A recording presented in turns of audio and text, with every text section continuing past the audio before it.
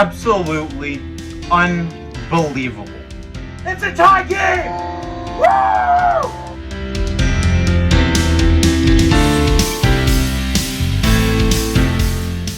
Finally! Go Leafs, go! It's not baseball, but let's see a rally. Let's go Leafs! Shh.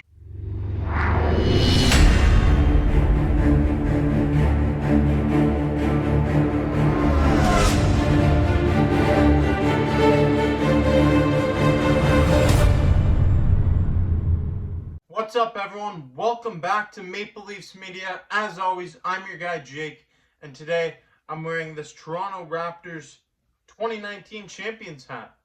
It's because that's something I can only dream of as a Maple Leafs fan. I want another Toronto team to win a championship. And it's now been over 2 weeks since the Toronto Maple Leafs were eliminated in the first round by the Montreal Canadiens. Yet again, another first round exit. We're going on to 18 years without a first round playoff victory. It's been a really long time since the Toronto Maple Leafs have had any taste of playoff success since they've even made it out of the first round. But it's been over 2 weeks since this team was eliminated, and now we've had more time to digest what we've witnessed as a fan base. We've had more time to think logically and think about what happened, what needs to be changed for this team next year. A lot of people within the Toronto Maple Leafs organization are receiving blame and they're being questioned. But there's an individual in the Toronto Maple Leafs organization who I believe shouldn't be receiving very much criticism for this year's first round exit. And that is Toronto Maple Leafs GM Kyle Dubas. Don't blame Dubas. Dubas had a fantastic 2020 offseason with not much wiggle room to operate and a flat cap situation to maneuver around. He did a great job. Dubas said that he wanted to make the Toronto Maple Leafs a tougher team to play against in 2021, and he did that with the additions of Wayne Simmonds and Zach Bogosian. You have to remember, at the beginning of the season, Wayne Simmonds looked as if he was rejuvenating his career. He had 5 goals, and then he broke his wrist, and he was never really the same after that injury. And Zach Bogosian, he was steady for the Toronto Maple Leafs on the bottom pairing all season long. He signed Bogosian and Simmonds on team-friendly deals, and he also did the same with veterans Jason Spezza and Jumbo Joe Thornton. Spezza, he re-signed for $700,000. Are you kidding me? And then Jumbo Joe Thornton. This was a project. He was signed for $700,000. He was told, hey, you're going to be brought in here, and you're going to have an opportunity to win with the Toronto Maple Leafs. But the Thornton contract didn't work out. It was an experiment. He was brought in here on the league minimum deal for $700,000. He was slotted in multiple spots in the lineup. He was up on the first line at one point, but he didn't have any major contributions for this team. Thornton definitely looks slow this season. That's what you're getting when you have to slot in players for $700,000, the league minimum.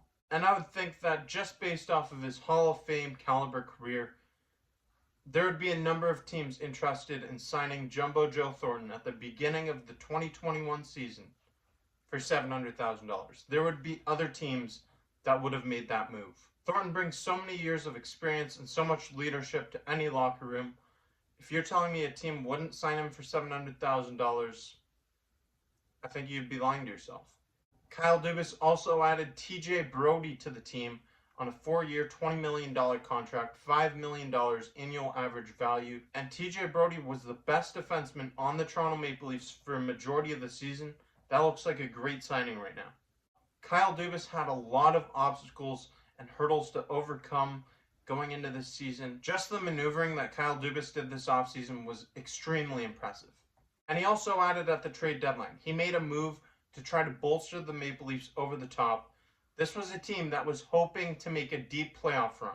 They had Nick Foligno, a top 6 forward with a lot of experience, he had grit to the team. And then Kyle Dubas added to the depth chart everywhere. He added a goaltender with David Riddick, just to have another solid third option. He added Ben Hutton as a 7th, 8th defenseman in case of that deep playoff run.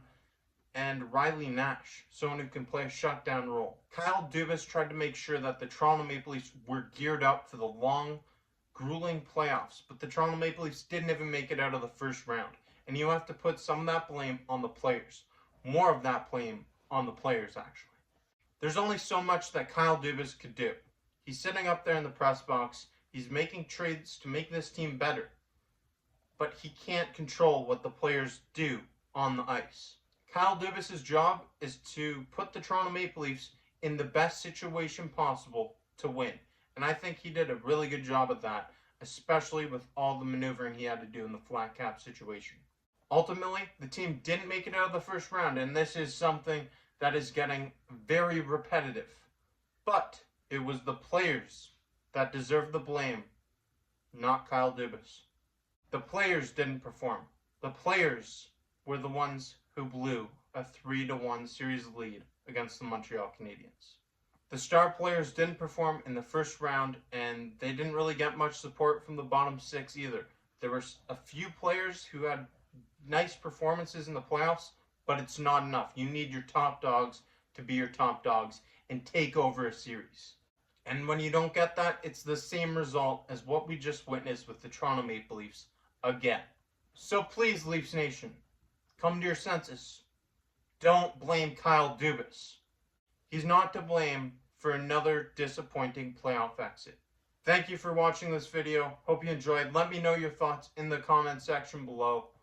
Until next time, I'm your guy Jake. Go Leafs go. See you next time.